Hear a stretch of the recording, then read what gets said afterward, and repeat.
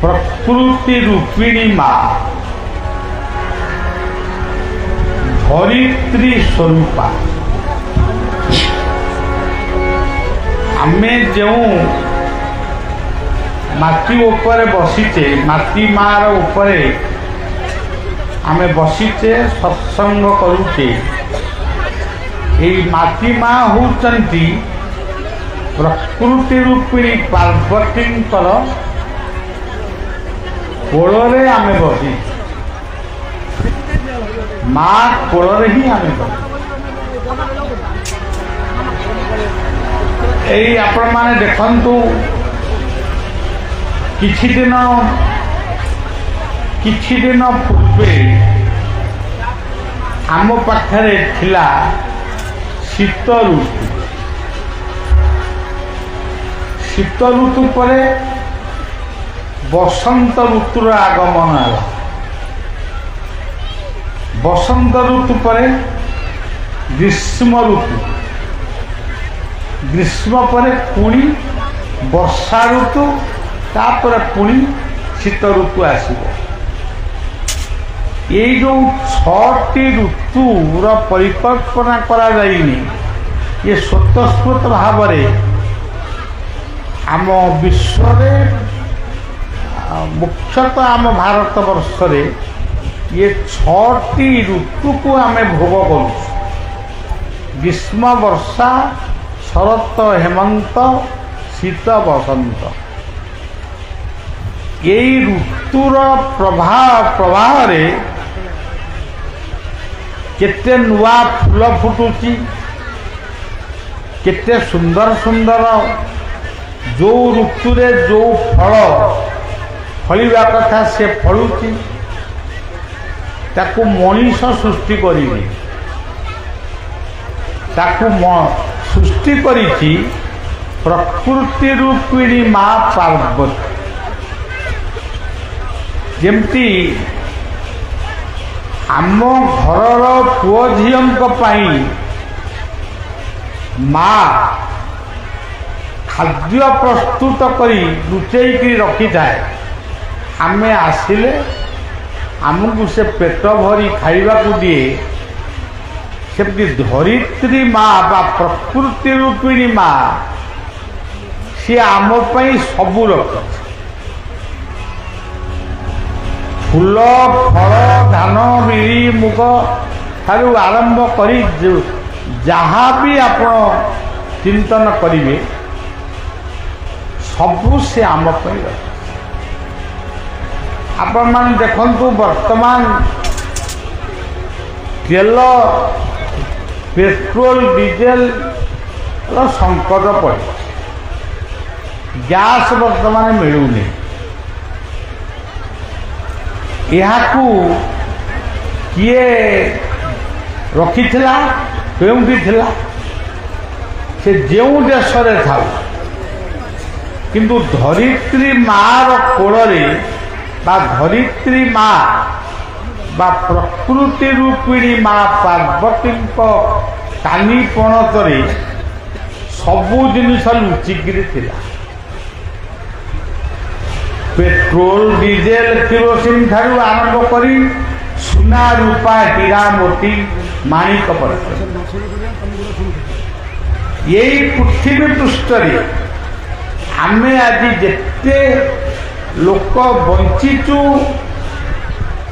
आगुरु थिलु एबे अछु पुणी आमे रहिबु आमको किए बंचेकी रखी आम बाप माँ माध्यम आम जन्म किंतु बंचई रखी किए बंचई रखी निश्वास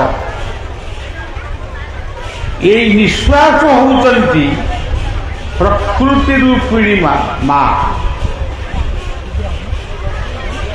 माँ जन्म दबा परे जदि ता स्तन क्षीर हुए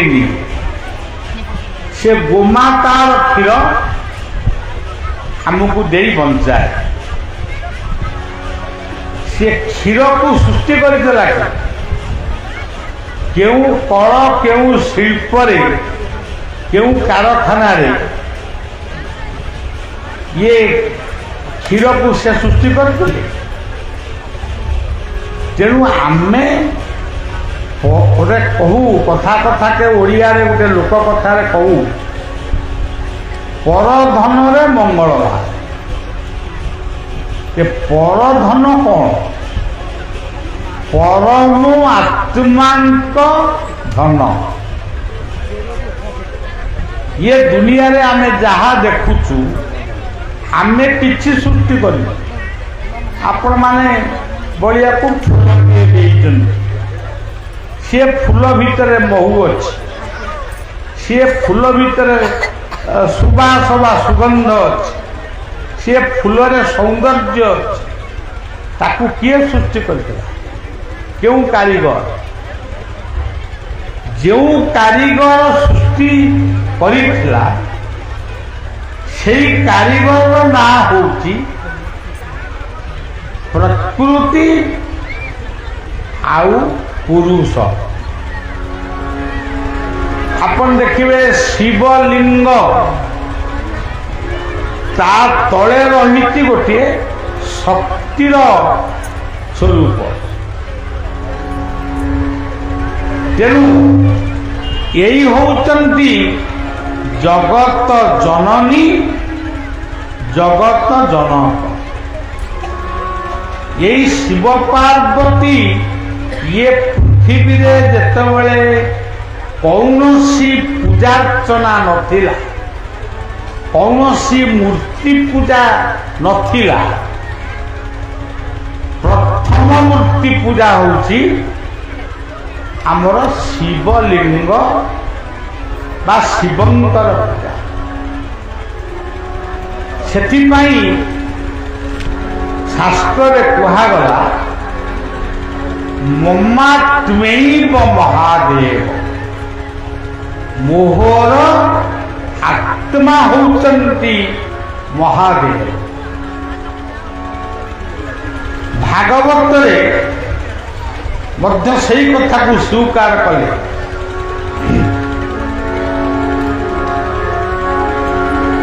मोहर आत्मा पशुपति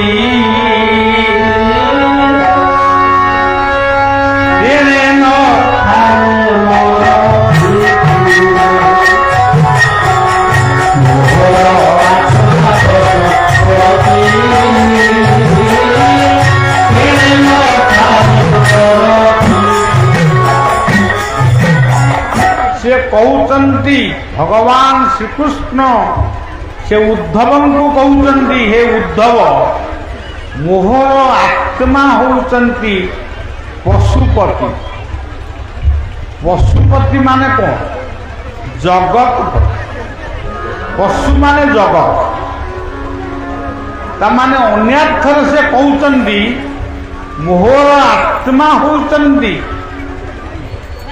शिव से एक कथा कहीं कहले कहबार उद्देश्य है ये दुनिया रे जदि बड़ बोली काहाकू आमे भाविबा आम पाई को धनी को पंडित बड़ हो पाए मनीष किंतु सबुठारु बड़ पंडित होचंती बा बड़ होचंती भगवान को पाखरे बड़ होचंती बा श्रेष्ठ होचंती भक्त आज आपण मानक पाई ये सत्संग सार्थक हवाकू जाउछि जदि आमे एपर्यंत बसी थांतु केई आसी न थांते आमे कौन गोटे कही थांतु शीघ्र शीघ्र काम सारी गाड़ी बसी पड़े ताल दुनिया रे बड़ किए भक्त होउछि बड़ मु तो हिसाब करिनी जे 32 वर्ष तले बलिया ये अंचल को आसीथिला मने अछि गोटे बहु लोकंकर समागम होइतिला ତା ମଧ୍ୟ ମନେ ଅଛି। ଏବଂ ପ୍ରଚଣ୍ଡ କାଳବୈଶାଖୀ ସେ ପୁଷ୍କରିଣୀ କୂଳରୁ ଆମକୁ ଦେଖାଗଲା। এই ଅଞ୍ଚଳର ଜଣେ ମାଇନର ସ୍କୁଲ ହେଡମାଷ୍ଟର କିମ୍ବା ଶିକ୍ଷକ ସେ ମୋ ଗାଡ଼ିରେ ବସିଥିଲେ। ସେ ତାକୁ ଦେଖିକିରି କହିଲେ ବାବା ଏଇ ମେଘ ଆଉଛି, ଏ ମେଘ କ'ଣ କେମିତି କ'ଣ ହବ, ଆଉ ତ କିଛି ହେଇପାରିବନି। ମୁଁ ତାଙ୍କୁ କହିଲି ଶକ୍ତି ନାହିଁ ବର୍ଷ କାହାରି ଜଗତେ ନିୟତିକୁ ନେବ ନିଜ ଇଚ୍ଛା ମତେ। ଆମେ ଯାହାଙ୍କ ପାଖକୁ ଯାଉଛେ, ଯେଉଁ କାର୍ଯ୍ୟଟିଏ କରିବା ପାଇଁ ଆମେ ସଂକଳ୍ପ ନେଇଛେ, ତା କଥା ସିଏ ବୁଝିବ। ଆମେ କିନ୍ତୁ ମନ୍ଦିରକୁ ଯିବା, ସିଏ ମେଘ ପବନ ସିଏ ତା ବାଟରେ ଚାଲିଗଲା। ମୁଁ ଗୀତାର ଗୋଟିଏ ଶ୍ଲୋକରେ ପ୍ରାର୍ଥନା କରିଥିଲି, ସେ ଶ୍ଲୋକଟି ମୁଁ ପଢ଼ି ଦଉଛି। ବାୟୁର୍ଜମଗ୍ନି କରୁଣା ଶଶାଙ୍କ ପ୍ରଜାପତିସ୍ତ୍ୱଂ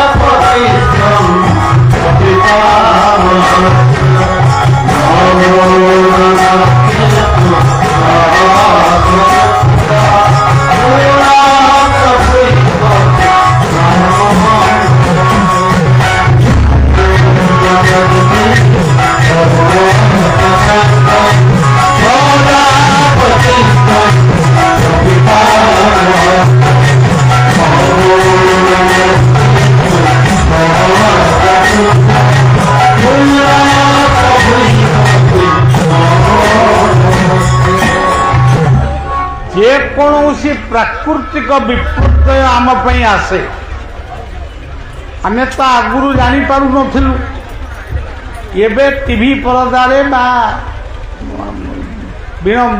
ମାନେ ବିଭିନ୍ନ ଗଣମାଧ୍ୟମରେ ଆମେ ଜାଣିପାରୁଛୁ ଗୋଟା ତୋଫାନ ଆସୁଛି, ସେ ଅମୁକ ସମୁଦ୍ରରୁ ଆସୁଛି।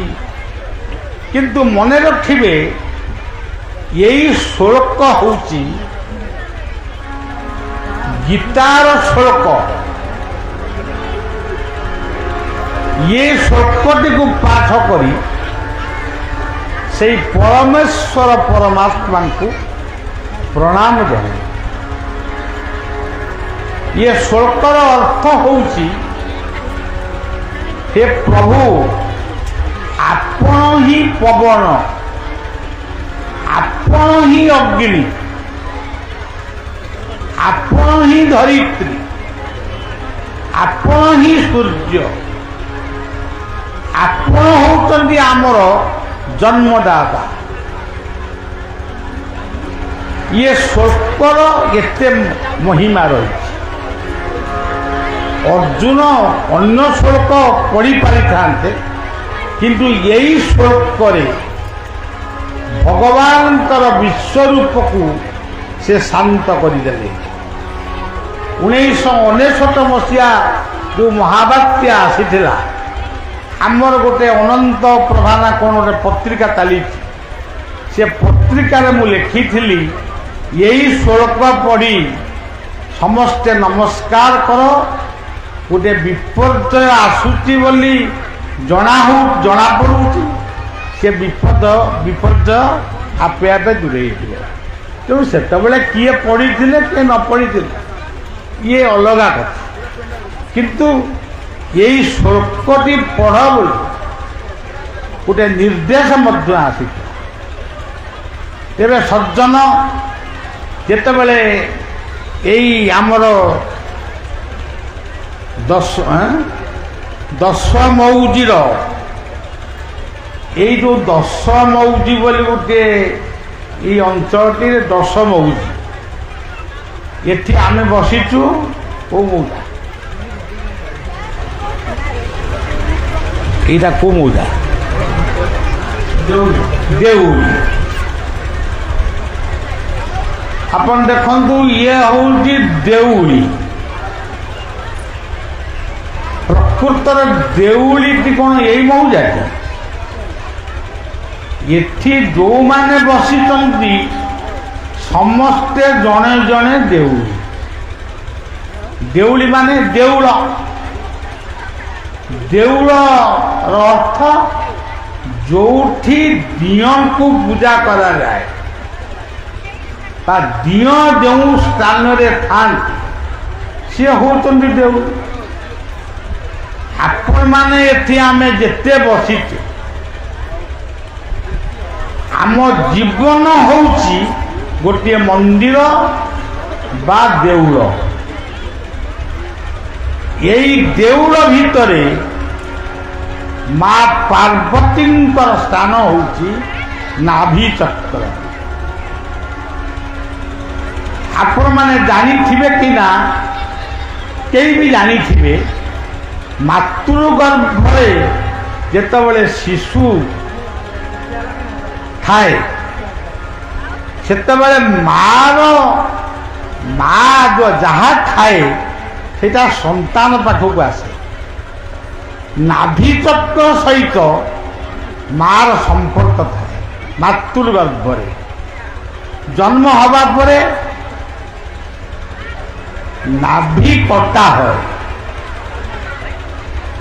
ସେ ନାଭି କଟାଟି ହେଉଛି ଯେ ପରୋକ୍ଷରେ ମା ସହିତ ସନ୍ତାନ ଆଉ ପୁଅ ଝିଅଙ୍କର ସମ୍ପର୍କ।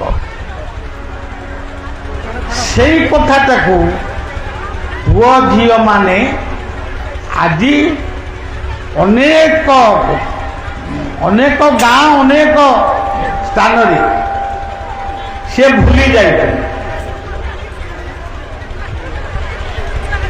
ଏବଂ ପିଲାଟି ଜନ୍ମ ହଉ ହଉ ସେ କ'ଣ ଖାଇବ ତାର ବ୍ୟବସ୍ଥା ମାତୃସ୍ତନରେ ସେ ରଖିଛନ୍ତି। ମା ସ୍ତନର କ୍ଷୀର। ସେତେବେଳେ କ'ଣ କିଏ ଚିକେନ ମଟନ ବିୟର ଆକୁ ସବୁ ପିଅନ୍ତି? କ୍ଷୀର ରୂପୀ ଅମୃତ ମାର ସ୍ତନରୁ ଧରି ଆସେ। ମାର ଗର୍ଭରେ ପିଲାର ସମ୍ପର୍କ ନାଭି ଚକ୍ର ସହିତ। এই নাভি হউଛନ୍ତି মা পার্বতী। তেবে শিবঙ্কর স্থান কোটি? শিবং ভব শিবং শুভ। শিব কহিলে পৃথিবী, শিব কহিলে মঙ্গলময়। সে শিবঙ্কর স্থান কোটি? কণ্ঠচক্র। এই যে কণ্ঠচক্র, ইয়ে কণ্ঠচক্রে শিব অଛନ୍ତି। ଆପଣ ମାନେ ଯାହା ଖାଉଛନ୍ତି ପିଉଛନ୍ତି, କଣ୍ଠଚକ୍ରରେ ଯେଉଁ ଛୋଟ ଜୀବଟି ଅଛି ସିଏ ହେଉଛନ୍ତି ଶିବଲିଙ୍ଗ। ସେଇ ବାଟ ଦେଇ ଖାଦ୍ୟ ପେଟ ଭିତରକୁ ଯାଉଛି। ତେଣୁ ଆପଣମାନେ କେଉଁ ପ୍ରକାରର ଖାଦ୍ୟ ଖାଇଲେ ଶିବାଭିଷେକ ହବ? ଆପଣ ପଇସା ଖର୍ଚ୍ଚ କରି ପାଦରେ ଚାଲି ଚାଲି ଗାଡ଼ି ମଟର ନେଇ ନୀଳକଣ୍ଠଙ୍କୁ ପାଖକୁ ଆସିଲେ ଯାଇ ଦର୍ଶନ କରିବେ। କିନ୍ତୁ ସ୍ୱୟଂ ନୀଳକଣ୍ଠ ଆପଣଙ୍କ କଣ୍ଠଚକ୍ରରେ। ତେଣୁ ଆପଣ ଯଦି ମଦ୍ୟ ପିଇବେ ତାହେଲେ ମଦରେ ଶିବଙ୍କୁ ଆପଣ ଅଭିଷେକ କରୁଛନ୍ତି। ପ୍ରକୃତ ଶିବଙ୍କୁ ଆପଣ ମଦରେ ଅଭିଷେକ କରୁଛନ୍ତି। ଗଞ୍ଜେଇରେ ମଦ, ଗଞ୍ଜେଇ ଏମିତି ସବୁ ନିଶା ଦ୍ରବ୍ୟ, ମାଦକ ଏ ଗୁଟୁକା ଏଇ ସବୁଥିରେ ପ୍ରକୃତ ଶିବଙ୍କୁ ଅଭିଯୋଗ କରୁଛନ୍ତି। କିନ୍ତୁ ଶିବଲିଙ୍ଗଙ୍କ ପାଖକୁ ଯେତେବେଳେ ଆଉଛନ୍ତି, ଆରେ ମଦ ବି ପିଇକି ଯାଉଛନ୍ତି, କ୍ଷୀର ନେଇକି ଯାଉଛନ୍ତି, ଶିବଲିଙ୍ଗରେ ଢାଳୁଛନ୍ତି। ସେ କ୍ଷୀରକୁ କ'ଣ ଶିବ ପ୍ରକୃତରେ ଗ୍ରହଣ କରୁଛନ୍ତି? ଯଦି ସେଇ କ୍ଷୀରକୁ ଶିବଙ୍କୁ ସମର୍ପଣ କରି ନିଜେ ଯଦି ପିଇ ଦିଅନ୍ତ ବା କୌଣସି ରୋଗୀ ମୁଖରେ ଯଦି ଦିଅନ୍ତ କିମ୍ବା କୌଣସି ପିଲାକୁ ଛୋଟ ଛୁଆକୁ ଯଦି ପିଆଇ ଦିଅନ୍ତ, ତାର ଫଳ ସ୍ୱତନ୍ତ୍ର। ତେଣୁ ସେଠି କ୍ଷୀର ଢାଳିବ, କ୍ଷୀର, ଦହି, ଲହୁଣୀ, ଛେନା ତାକୁ ସବୁ ଘଷିକି ଢାଳିବ, ନଷ୍ଟ କରିଦେବ। କିନ୍ତୁ ଜୀବନ ଦେଉଳରେ ଯେଉଁ ଶିବ ଅଛନ୍ତି, ସିଏ ଶିବଙ୍କୁ ମଦ୍ୟ, ମାଂସ ଏଇଥିରେ ଅଭିଷେକ ଆପଣମାନେ କରୁ। ତେଣୁ ଶିବଂ ଭବ, ଶିବଙ୍କର ସ୍ଥାନ କଣ୍ଠ, ପାର୍ବତୀଙ୍କର ସ୍ଥାନ ହେଉଛି ନାଭି।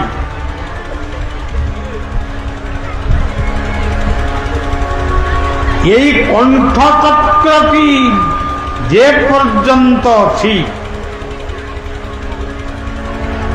ଇଏ କଣ୍ଠଚକ୍ରରେ ଆପଣ ସୁଷମ ଖାଦ୍ୟ ଦିଅନ୍ତୁ, ଭଲ ଖାଦ୍ୟ ଖାଆନ୍ତୁ, ଭଲ ପାନୀୟ ପାନ କରନ୍ତୁ।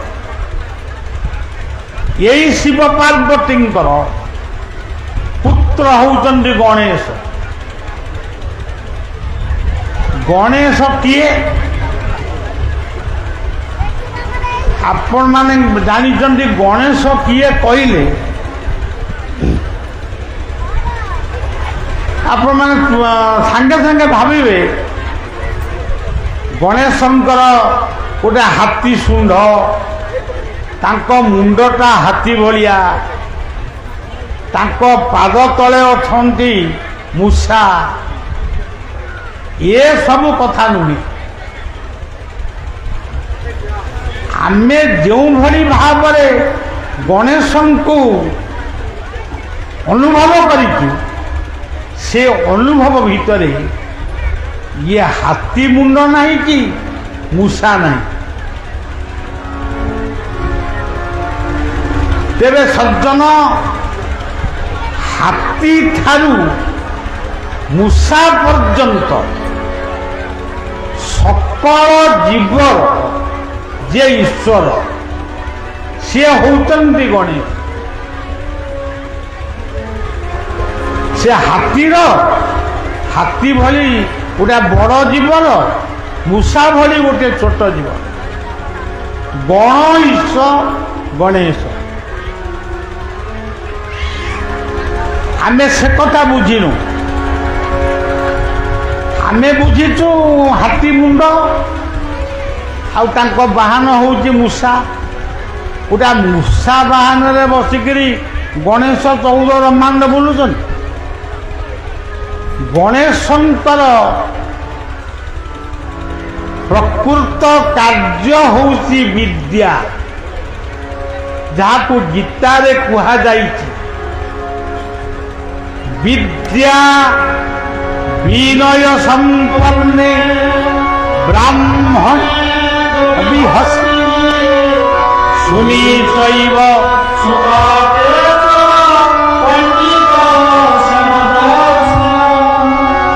ଯେ ବିଦ୍ୱାନ ଲୋକ,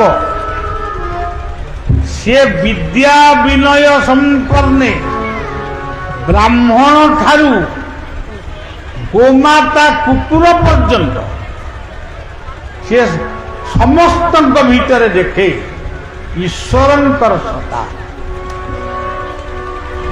ସେଇ ହେଉଛନ୍ତି ପ୍ରକୃତ ବିଦ୍ୱାନ। ଆପଣମାନେ ଭାବୁଥିବେ କିଏ ଗୁଡ଼ାଏ ଶ୍ଳୋକ ପଢ଼ିଦେଲା, किए बहुत शास्त्र पढ़िकी प्रवचन कला से माने बोधे होउचंदी पंडित किंतु प्रकृत से माने विद्वान हो पारती किंतु गीतार गोटे श्लोक कहले से अर्जुन को कहले असत्यानंद शोचस्त प्रज्ञावादस्तवा गतासून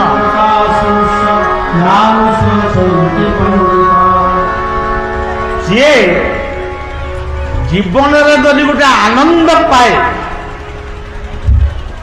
से आनंद को से जेमिति उपलब्धि करे जदि जीवन में दुख आसे से दुख भितर भांगी पड़े सुख बेले गर्व करे से होउचंदी प्रकृत पंडित गीतार आउ गोटे श्लोक कहले प्रकृत पंडित कि दुखेशु विघ्न मना सुखेशु विगत स्पृह वीत राग भय क्रोध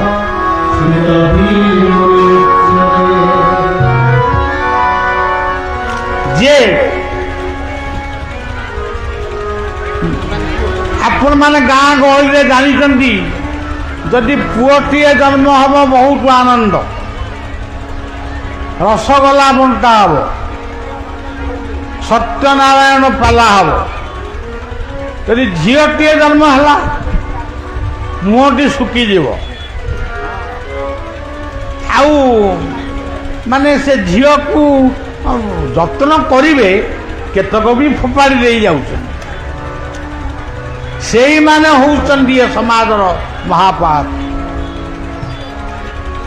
तेणु अर्जुन को से कहले तुम्हें पंडित भली कथा कहूच किंतु प्रकृत तुम्हें पंडित नुहे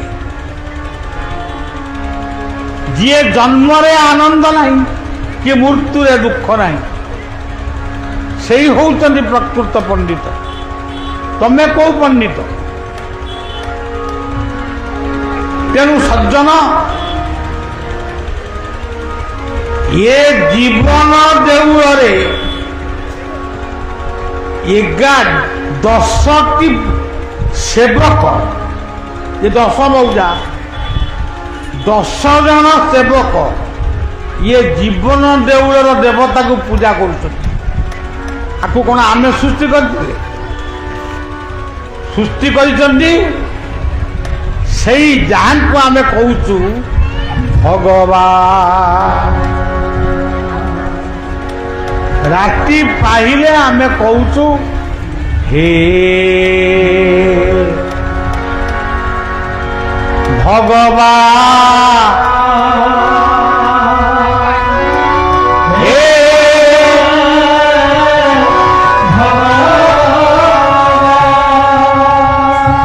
जदि आपण मानकु पचरा जीव आपण मान जदि मते पचारे आपण भगवान को देखिचंती आपण माने बोधे हाँ कहे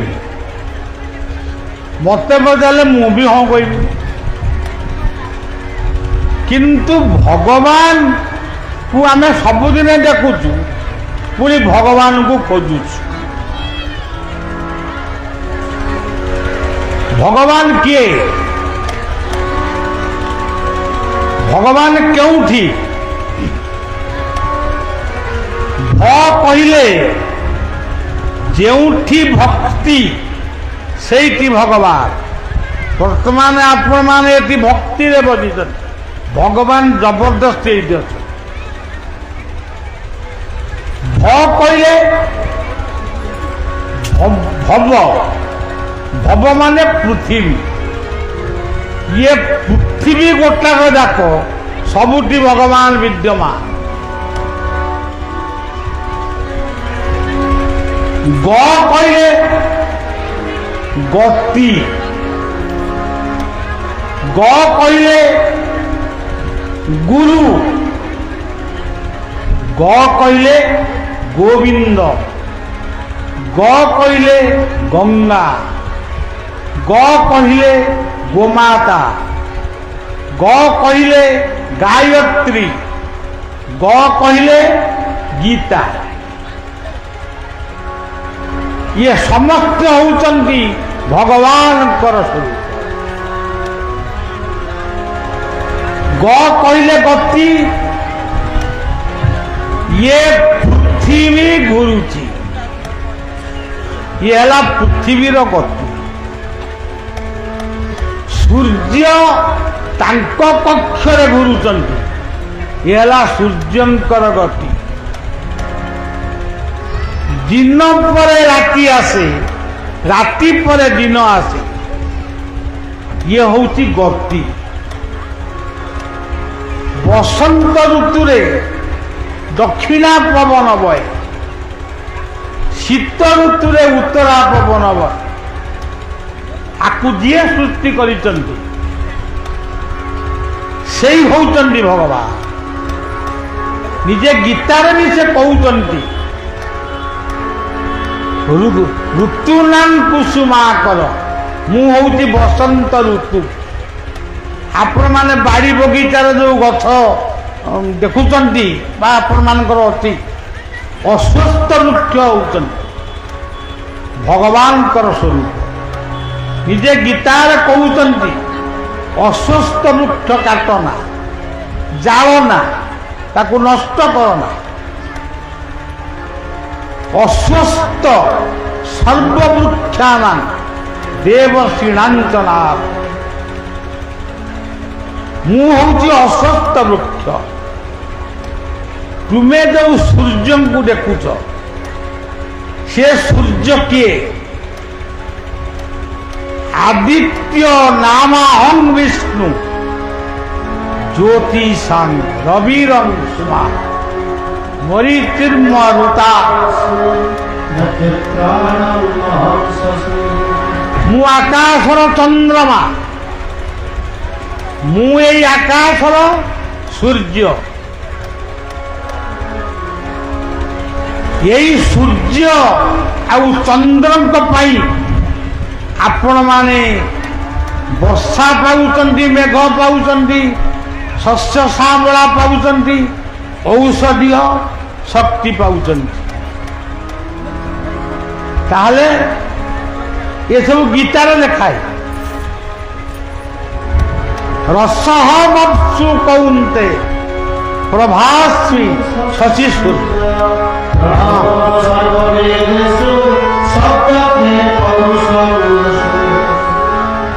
ତେଣୁ ସୂର୍ଯ୍ୟ ଆଉ ଚନ୍ଦ୍ରଙ୍କୁ ଯିଏ ନମସ୍କାର କରେ, ସିଏ ଭଗବାନଙ୍କୁ ନମସ୍କାର କରେ। ଆମର ବ୍ରାହ୍ମଣ ମାନେ ପଢ଼ନ୍ତି ଉଦୟେ ବ୍ରହ୍ମଣେ ରୂପ, ମଧ୍ୟାହ୍ନେ ତୁ ମହେଶ୍ୱର, ଅସ୍ତମାନେ ସ୍ୱୟଂ ବିଷ୍ଣୁ ତ୍ରିମୂର୍ତ୍ତି। ପ୍ରଭାତକାଳୀନ ସୂର୍ଯ୍ୟ, ମଧ୍ୟାହ୍ନକାଳୀନ ସୂର୍ଯ୍ୟ, ସନ୍ଧ୍ୟାକାଳୀନ ସୂର୍ଯ୍ୟ, ତାଙ୍କୁ ଆପଣମାନେ ଦର୍ଶନ କରିବେ। ମଧ୍ୟାହ୍ନକାଳୀନ ସୂର୍ଯ୍ୟଙ୍କୁ ଆଖି ମେଲେଇକିରି ପ୍ରଣାମ କରିବେନି, ଆଖି ବୁଜିକିରି। କିନ୍ତୁ ଉଦୟକାଳୀନ ସୂର୍ଯ୍ୟ, ଅସ୍ତକାଳୀନ ସୂର୍ଯ୍ୟଙ୍କୁ ଆପଣ ଆଖିରେ ଦର୍ଶନ କରିବେ। ଆଦିତ୍ୟ ନାମାହଂ ବିଷ୍ଣୁ ଜ୍ୟୋତିଷାଂ ମରିଚିର୍ମରୁତା।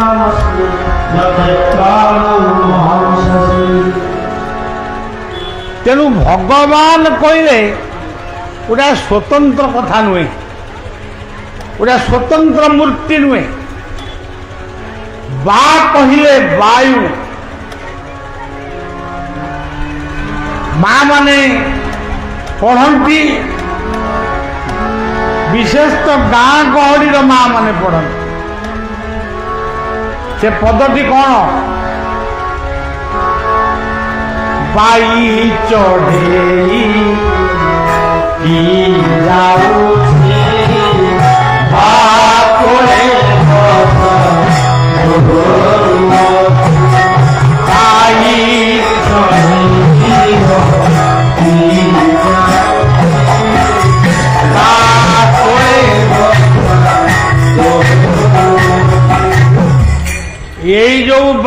चढ़ई नासा नासार दुई पुलारे जाउची आउची जो दिन बंद से दिन सबू सरी तेणु बा कहले निश्वास बा कहले प्रश्वास बा कहले पवन आपण मैंने कहते हनुमान काले पवनर सुत किंतु सी होती केशरी नंदन वायुपुत्र नुहंती अंजना गर्भरे जितेबाला हनुमान थिले सेतेबाला अंजना आसन ध्यान प्राणायाम करुथिले सेई समय हनुमान जन्म तेणु वायुपुत्र बोली कहगला प्रकृत हनुमान होउचंती केशरी नंदन आपण माने आमे माने एति जीए बइचु आमे आउ कहा नंदन सेई वायुपुत्र वायु कन्या आमे तांकरी नंदन नंदी एति बइचु तेणु भ ग कहले गुरु गुरु किए माता गुरु पिता गुरु जय गुरु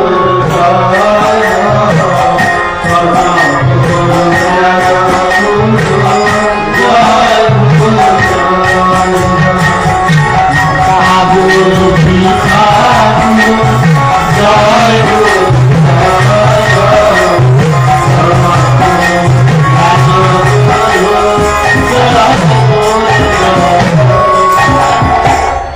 माँ को पूजा करुछती खाइया को पीवा को औषध सब ठीक समय दौच निजुक पचार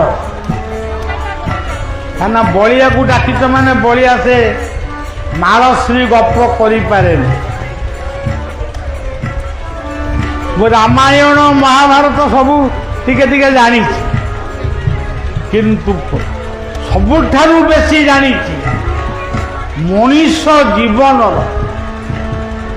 रहस्य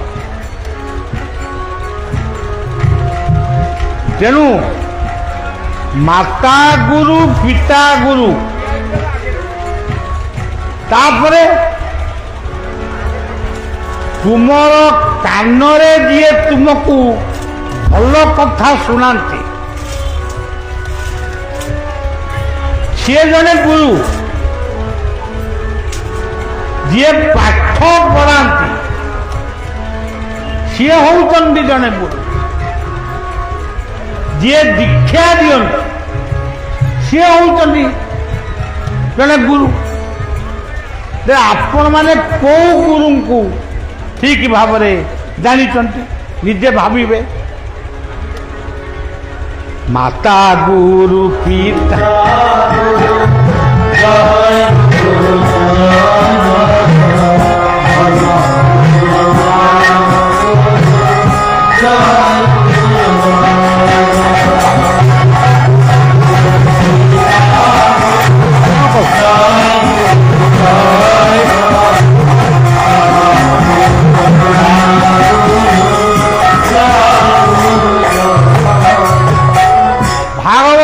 केते सुंदर भाव कही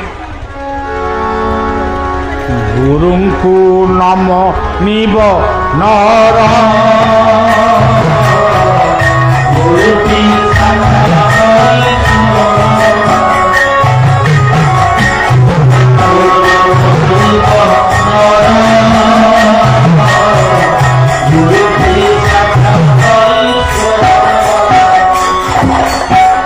मोटे पूजी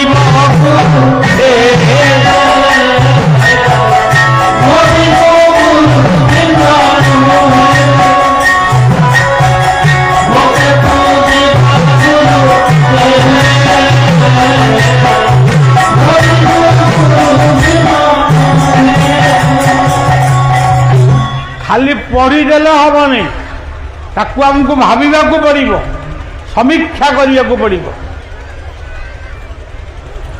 आमे देउଳରେ भोग लगेई देले देउଳର ଠାକୁର କୌନ ଖାଇଛନ୍ତି ସେଇ ଭୋଗକୁ ଯଦି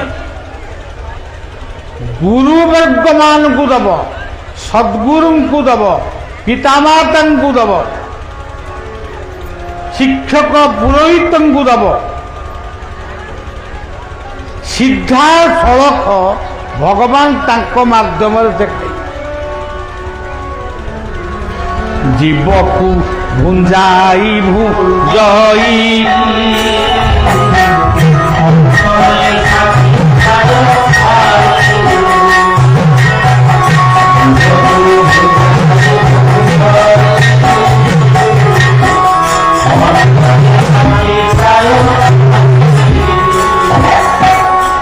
यही आम विजय बाबू जिते बड़े कहले से प्रथम कौन पढ़े गुरु ब्रह्मा। अच्छा गुरु ब्रह्मा को कौन विजय बाबू देखी ना आपण मान देखी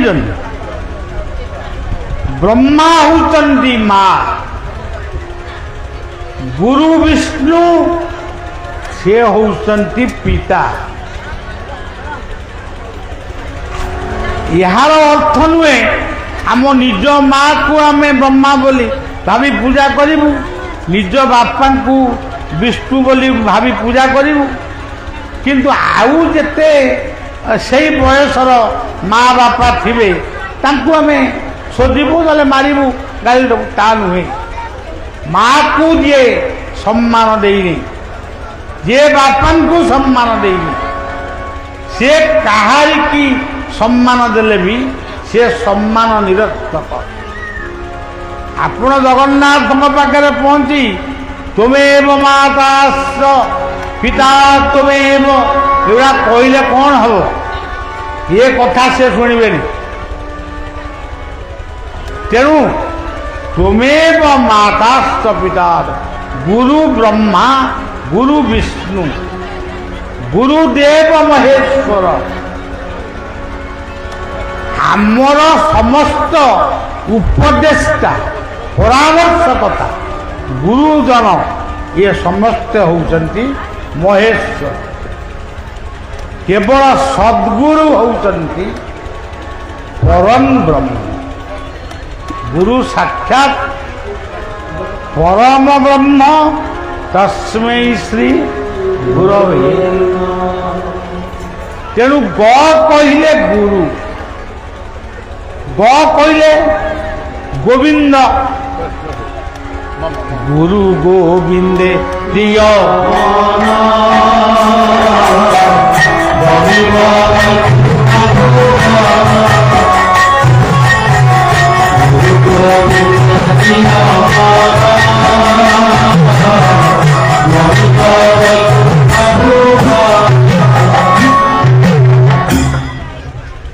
गुरु गोविंदे दिय मन वर्तमान आप नीलकंठंकर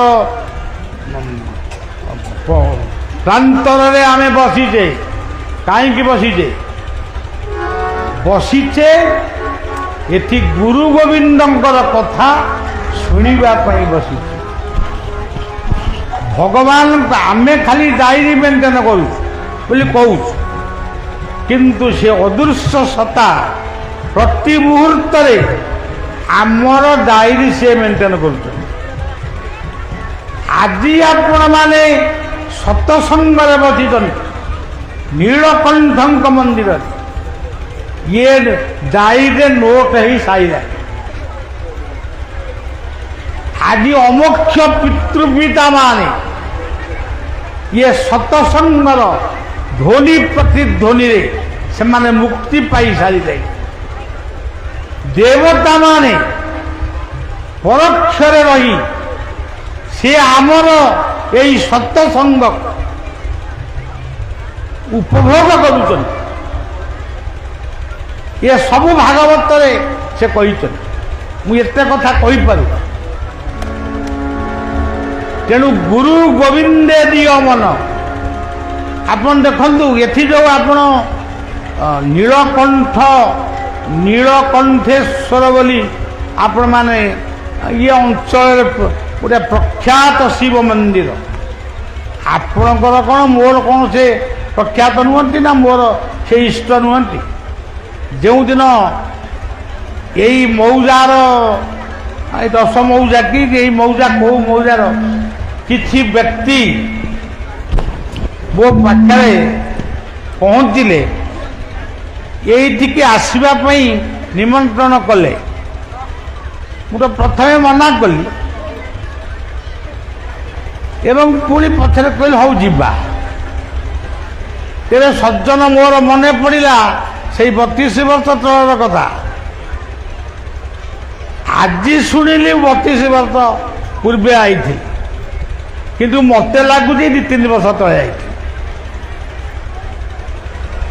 ତେଣୁ ସିଏ ନୀଳକଣ୍ଠ କିଏ?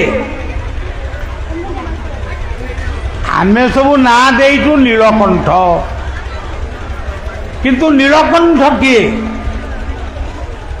ନୀଳ କହିଲେ ସମୁଦ୍ର, ନୀଳ କହିଲେ ଶୂନ୍ୟ, ମହାଶୂନ୍ୟ। ଯେଉଁ ମହାଶୂନ୍ୟ କୋଳରେ ଭଗବାନ ଗୋଟିଏ ଜ୍ୟୋତି ରୂପରେ ସେଇଠି ରହିକିରି ଇଏ ସଂସାରକୁ ଚଲାଉଛନ୍ତି, ସିଏ ହେଉଛନ୍ତି ନୀଳ। ଶୂନ୍ୟ ହେଉଛି ନୀଳ, ସମୁଦ୍ର ହେଉଛନ୍ତି ନୀଳ। ଏତେ ନୀଳ ପରେ ଭଗବାନ କୃଷ୍ଣଙ୍କର ଅତି ପ୍ରିୟ ଗୋମାତା ଥିଲେ ନୀଳ ଗାଈ। ଆଜି ତାଙ୍କ ବଂଶ ବୁଡ଼ିଗଲାଣି, କିନ୍ତୁ ଭଗବାନ ନୀଳକଣ୍ଠ କେତେବେଳେ ହେଲେ? ଏ ଶିବ କେତେବେଳେ ନୀଳକଣ୍ଠ ହେଲେ? ଯାହାକୁ ପଚାରି ଦେଲେ କିଛି ଲୋକ କହିବେ, ସେ ଯାହା କହନ୍ତି ମୁଁ ବି ସେଇ କଥା କହୁଛି। ଦେବତା ଆଉ ମଣିଷ, ରାକ୍ଷସ, ସିଏ ଆଉ କୋଉଠି ଗୋଟେ ଗାଁ ସହରରେ ନାହାନ୍ତି। ଆମରି ଭିତରେ, ଏଇ ମଣିଷ ଭିତରେ ଦେବତା ଅଛନ୍ତି। ଦେବତା ଅଛନ୍ତି ବୋଲି ଆପଣମାନେ ଏଠି ସ୍ଥିର ହେଇ ବସିଛନ୍ତି। ତେଣୁ ଆପଣ ହିଁ ବର୍ତ୍ତମାନ ଦେବତା। ଏଇଠୁ ଯିବେ ଘରକୁ, ଖାଇବେ, ପିଇବେ, ଶୋଇବେ, ସକାଳୁ ଉଠି କାମକୁ ଯିବେ କି ପାଠ ପଢ଼ିବେ। ସେତେବେଳେ ଆପଣ କ'ଣ ହେବେ? ମଣିଷ। ଏଇ ମଣିଷ ଯେତେବେଳେ ଦାମ୍ଭିକତା ପ୍ରଦର୍ଶନ କରେ, ଦମ୍ଭ ଦର୍ପ ମାନସ୍ୟ କ୍ରୋଧ ପାରୁଷ ଅଜ୍ଞାନ କାମିନା। ଯେତେବେଳେ ଦାମ୍ଭିକ ଆମ ଭିତରେ ଜାଗେ, କ୍ରୋଧ ଜାଗେ, ହିଂସା ଜାଗେ, କାହାକୁ ମାରିବା, କାହାକୁ ହାଣିବା, କାହାକୁ ଧର୍ଷଣ କରିବା, କାହାକୁ ବଳାତ୍କାର କରିବା, ଏଇ ଯୋଉ ମଦ ପିଇକିରି ରାସ୍ତାରେ ଶୋଇବା, ଅଶ୍ଳୀଳ ଭାଷାରେ ଶୋଧିବା, ଏଇ ହେଉଛି ରାକ୍ଷସ। ସିଏ ମଣିଷଟି ସେତିକି ବେଳେ ରାକ୍ଷସ। ଆପଣମାନେ ଦେବତା, ଆପଣମାନେ ମଣିଷ, ଆପଣମାନେ ହିଁ ରାକ୍ଷସ। ଭାଗବତରେ ସେ କହିଛନ୍ତି, ତ୍ରିଗୁଣ ରଜୁ କରେ ଭରି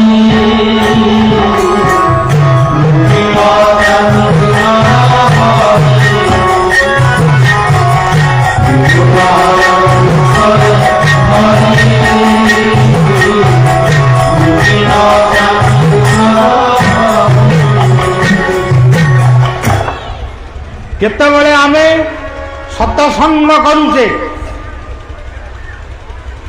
ପୃଥିବୀର ଶାନ୍ତି ପାଇଁ ଆମେ ପ୍ରାର୍ଥନା କରୁଛେ, ये गोटे लीला लगी आज नीलकंठ पाखे ये लीला लगी आउ केतेबेले किए नीलकंठ पाखु जीव चल आम जमी बाड़ी आम चाष करवा ये भी गोटे लीला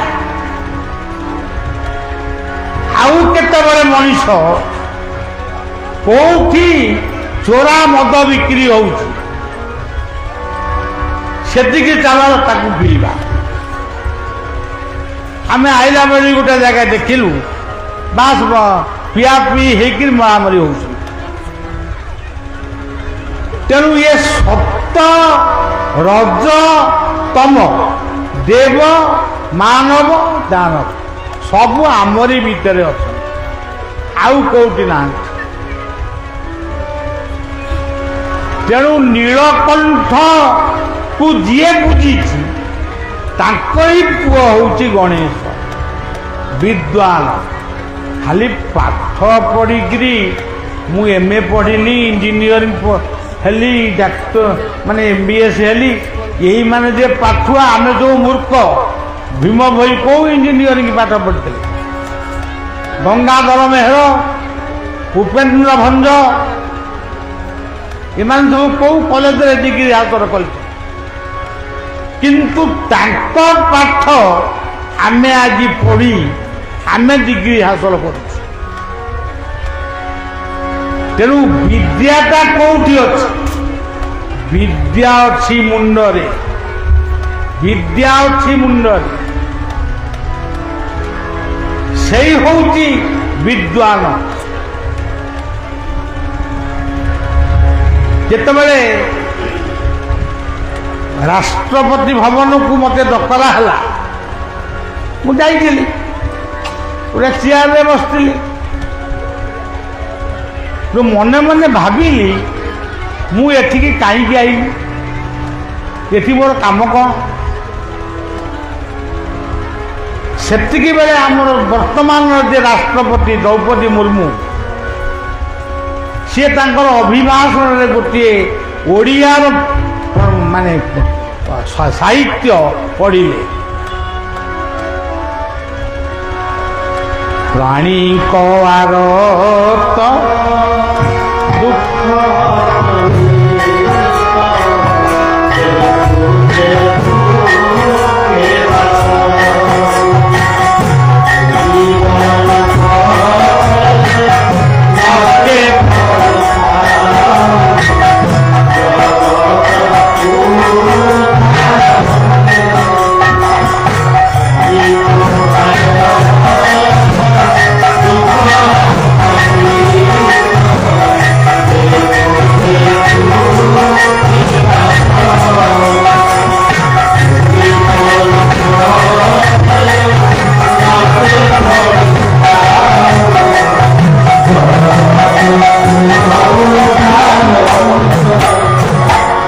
जेमती ये पद्धति को द्रौपदी मुर्मू पढ़ी मुझे जा हो एरोप्लेन रे आसिली गुड़े पैसा खर्च है भावुली मो माने गोटे अकारण हो गला मुझे कौन करी सी तो राष्ट्रपति भाव में शपथ ग्रहण करेंगे आम ये कौन करूँ किंतु मो जीवनटा सार्थक है मो ओडिशार मो माटीर सन्थ भीम भई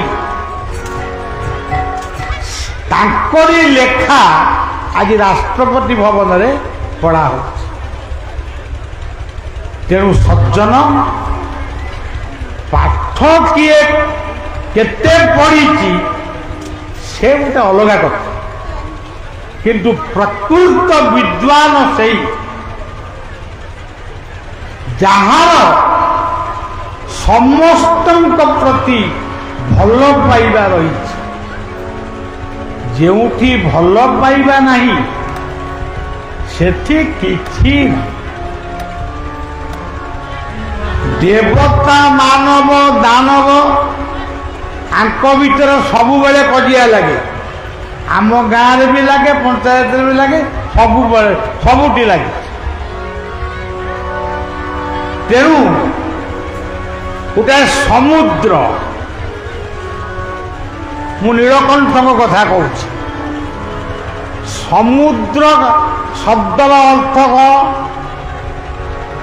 ସମସ୍ତ ଅହଙ୍କାର ଯେଉଁ ସ୍ଥାନରେ ଦ୍ରବୀଭୂତ ସୁପ୍ତ ସେଇ ହେଉଛନ୍ତି ସମୁଦ୍ର।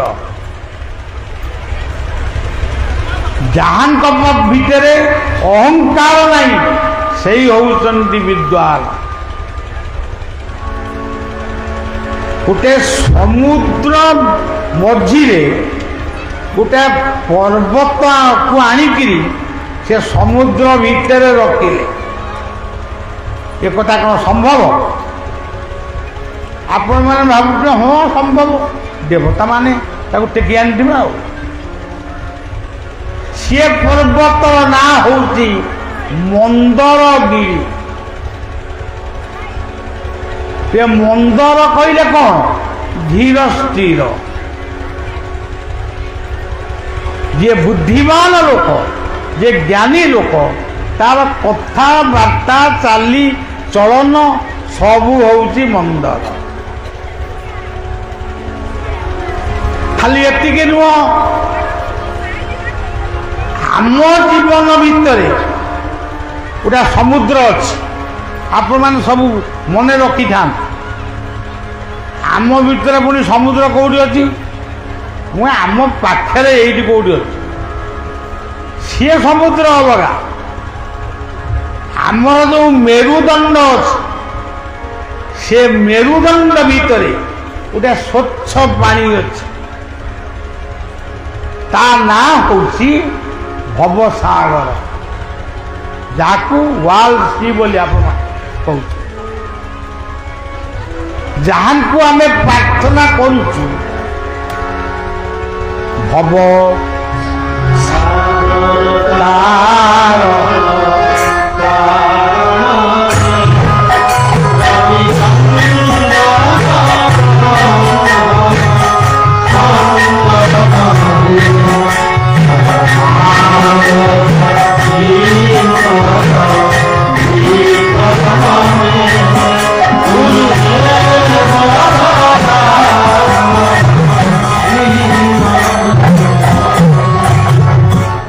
ଠାକୁର ନିଗମାନନ୍ଦଙ୍କର ଇଏ ଅତି ପ୍ରିୟ ପ୍ରାର୍ଥନା।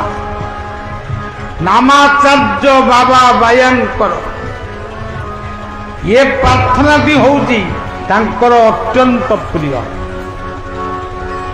ଇଏ ସେବକ ଯେଉଁ ଆଶ୍ରମରୁ ଆସିଛି, ଶିଶୁ ଅନନ୍ତ ଆଶ୍ରମରେ, ଇଏ ପ୍ରାର୍ଥନା ଆମର ଅତ୍ୟନ୍ତ ପ୍ରିୟ। ଆମେ ଗୁରୁଙ୍କୁ ଆଉ ଭଗବାନଙ୍କୁ କହୁଛୁ ଆମକୁ ଭବସାଗରରୁ ଉଦ୍ଧାର କର। ସେ ଭବସାଗରଟି କୋଉ? ଇଏ ତ ବଙ୍ଗୋପସାଗର, ସେ ଆରବ ମହାସାଗର, ପ୍ରଶାନ୍ତ ମହାସାଗର। ତେବେ ଭବସାଗର କୋଉଠି? ଆମ ଭିତରେ। ତେଣୁ ସମୁଦ୍ର ସମସ୍ତ ମୁଙ୍କାର ବା ଅହଙ୍କାର ଯୋଉଠି ଦ୍ରବୀଭୂତ ସୁପ୍ତ, ସେ ହେଉଛନ୍ତି ସମୁଦ୍ର। ମନ୍ଦର ମନ ଯେଉଁଠାରେ, ମନଟା କୋଉଠି ଅଛି? ହାତରେ ଅଛି ନା ଗୋଡ଼ରେ ଅଛି? ମନ ଅଛି ମସ୍ତିଷ୍କରେ। ଏଇ ମନ ଯଦି ନୀଳକଣ୍ଠ ହୁଅନ୍ତୁ କି ଜଗନ୍ନାଥ ହୁଅନ୍ତୁ, ଯେକୌଣସି ଇଷ୍ଟଙ୍କ ପାଖରେ, ଗୁରୁଦେବଙ୍କ ପାଖରେ ମନ ଯେତେବେଳେ ରହିଲା, ମନଟା ସେଇଠି ଥିବ। ଗୀତା କହିଲେ ମର୍ଯ୍ୟାବେଶ୍ୟ ମନୋଜେମା। ଆମେ ତ ବହୁତ ଓଷା କରୁଛୁ, କିନ୍ତୁ ମର୍ଯ୍ୟାବେଶ୍ୟ ମନୋଜେମା ନିତ୍ୟ ଯୁକ୍ତ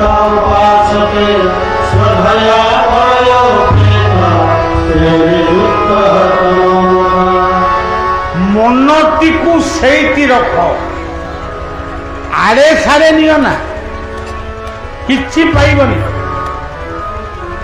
ସେଇ ମନ୍ଦରଗିରି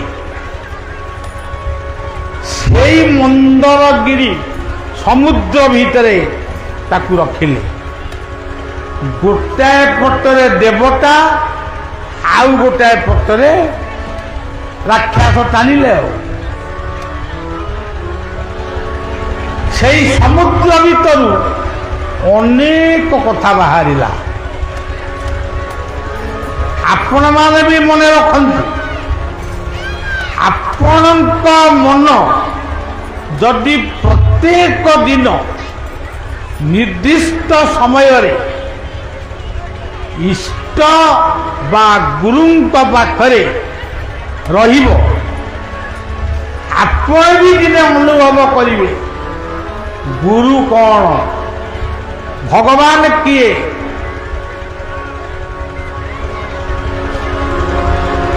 ଭଗବାନଙ୍କୁ ଆମେ କୋଉଠି ପାଇବୁ, ଆମେ ସବୁ ଜାଣିପାରିବା। ଆମର ତ ମନ ସେଠି ନାହିଁ। ତେଣୁ ମନ୍ଦରଗିରି ପର୍ବତ ହେଉଛି ଆପଣମାନଙ୍କର ମସ୍ତିଷ୍କ। ଇଏ ମସ୍ତିଷ୍କ ଭିତରେ ସବୁ ଅଛି। ବୁଦ୍ଧି ବିବେକ ଜ୍ଞାନ ବଳେ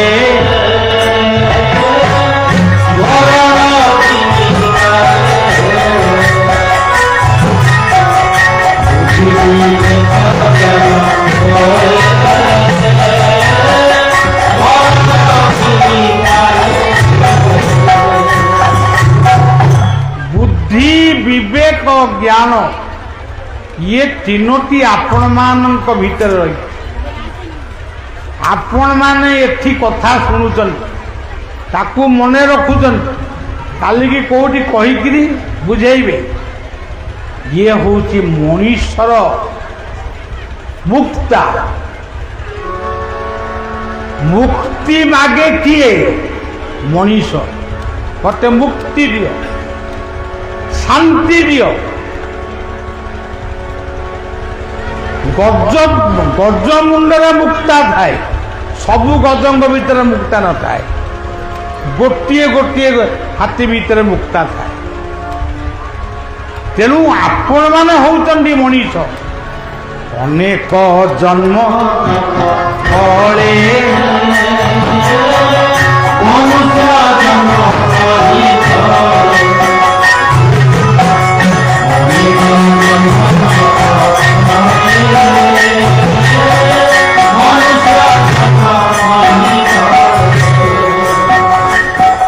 ଆଚ୍ଛା, ଆପଣମାନେ ବହୁ ଜନ୍ମ ପରେ ଯାଇ ମଣିଷ ଜନ୍ମ ପାଇଛନ୍ତି।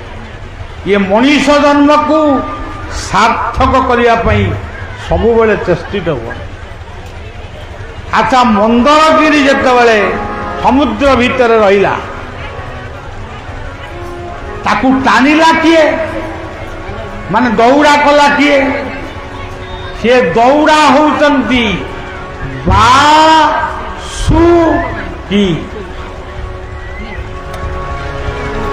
ଗୋଟେ ବାସୁକି ସାପ ଗୋଟେ ପର୍ବତକୁ ଟାଣିଲା, ଏ ଗୋଟେ କଥା। କିନ୍ତୁ ଆପଣଙ୍କ ଭିତରେ ଭୋରେ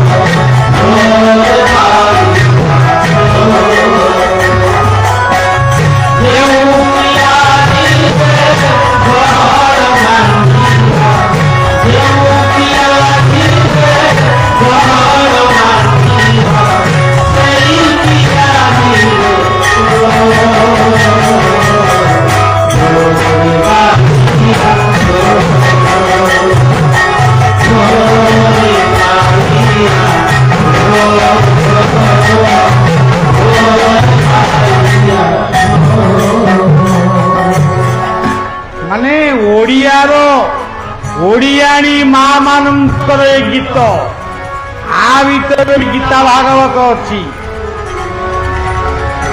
ନିଜକୁ ଶୋଧନ କର,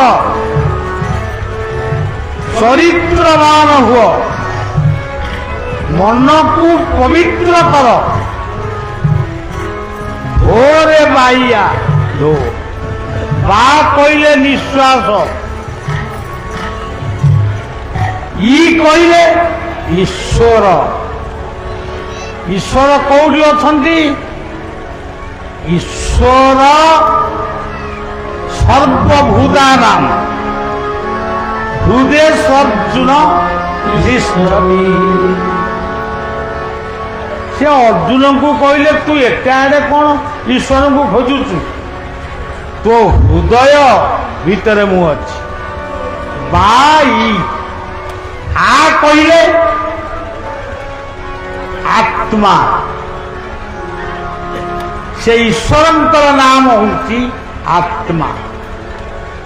ଧୋରେ ବାଇଆ ଧୋ, ଯେଉଁ କିଆରୀରେ ଗହଳ ମାନେ, ଏଇ ଯୋଉ ଭୁଲ୍ଲତା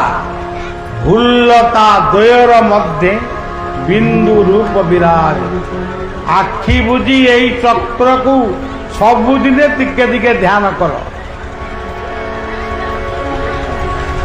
ତେଣୁ ସଜ୍ଜନ, ସେଇ ବାସୁକି ଯଦି ପ୍ରତ୍ୟେକ ଦିନ ଜଣେ ଆସନ କରୁଥିବ, ଧ୍ୟାନ କରୁଥିବ, ପ୍ରାଣାୟାମ କରୁଥିବ, ନାମ କରୁଥିବ,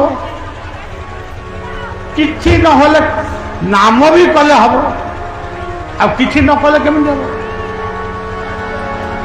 ତେଣୁ ସୁ କହିଲେ ସୁମନ, এই মন বৃন্দাবন, এই মন কাশী,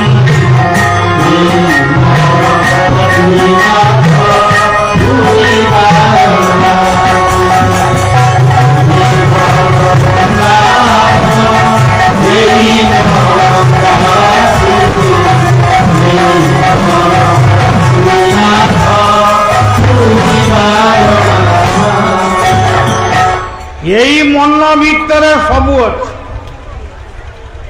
ଏଇଠି ବସିକିରି ମନକୁ ବୃନ୍ଦାବନକୁ ନେଇଯାଇପାରିବା। ସେ ସବୁ କଥା ଏତେ କହିବା ପାଇଁ ସମୟ ନାହିଁ। ତେବେ ସୁମନ କହିଲେ ଫୁଲ।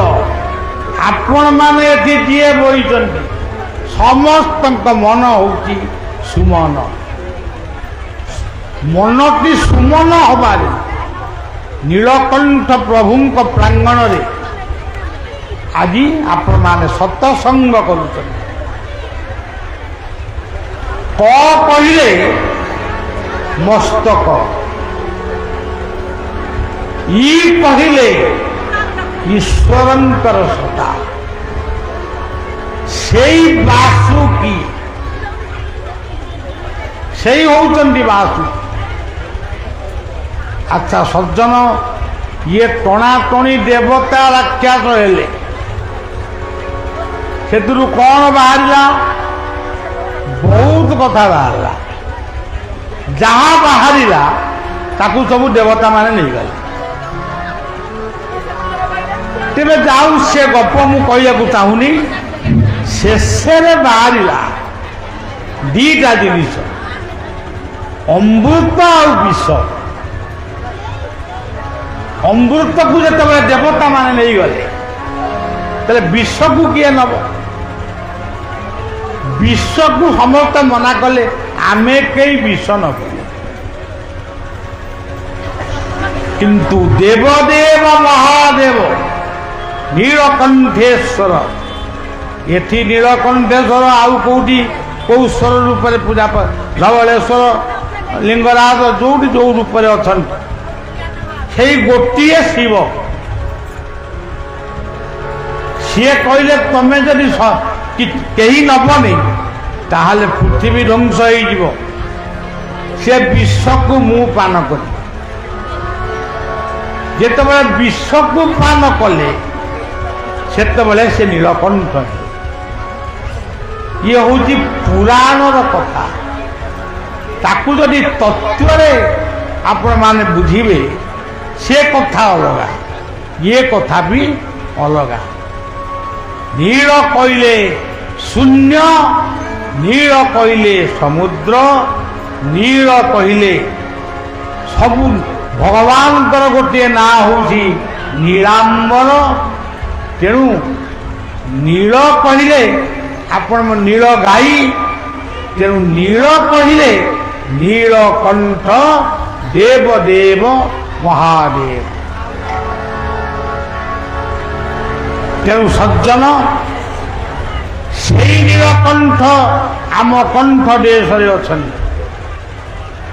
ଏଇ ଦେଉଳି ବା ଏଇ ମଣିଷ ଦେହ ରୂପକ ଦେଉଳିରେ ବା ଦେଉଳରେ, ଆମେ ଦେଉଳି କହିବାନି, ଦେଉଳ, ଏଇ ଦେଉଳ ଭିତରେ 10 ଜଣ ସେବକ ଅଛନ୍ତି।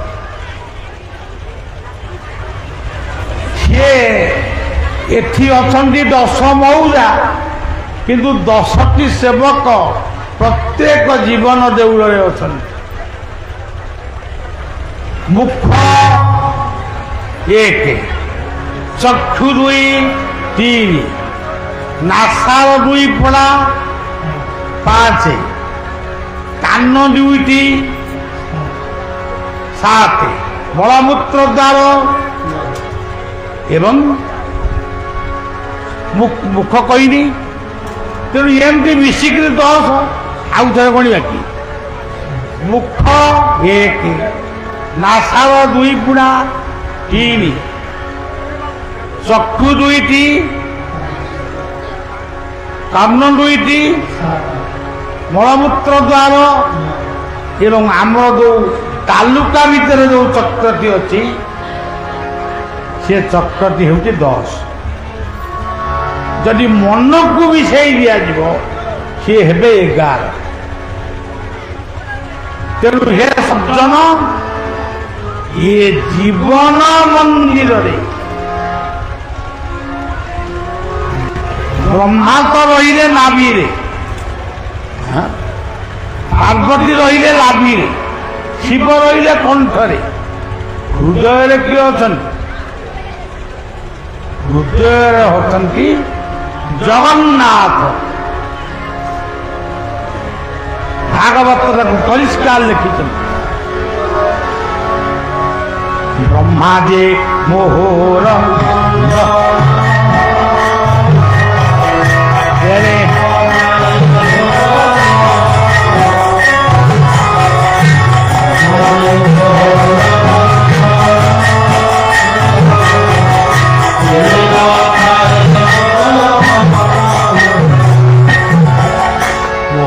ହେଲେ ତାପରେ ପଡ଼ିଯିବ ନା ମତେ ଅନେଇବ। ମୋହର ଆତ୍ମା ପଶୁ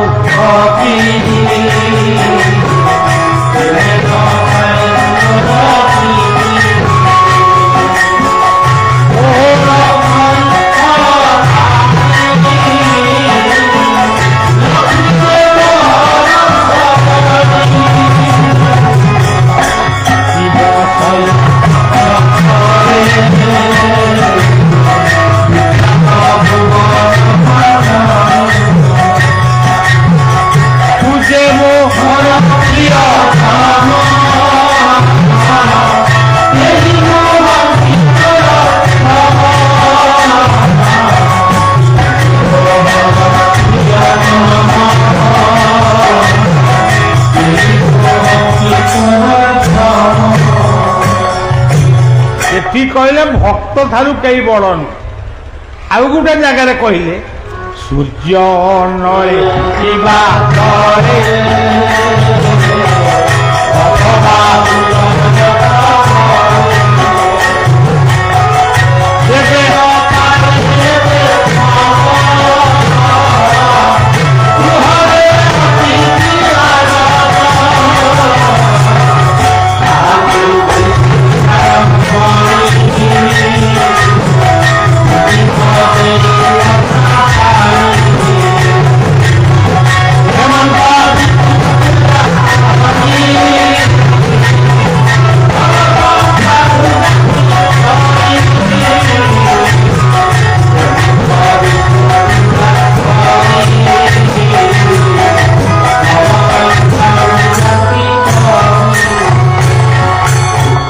ମୁଁ ସୂର୍ଯ୍ୟ ଭିତରେ, ମୁଁ ଅଗ୍ନି ଭିତରେ, ମୁଁ ପାଣି ଭିତରେ, ମୁଁ ତମ ହୃଦୟ ଭିତରେ। ସୂର୍ଯ୍ୟ ଅନଳେ କିବା ଜଳେ ଅଥବା ହୃଦୟ କମଳେ। ଆଉ ଯଦି ଏତେ କଥା କରିପାରିବନି, ଯେବେ ନପାରେ ଏତେ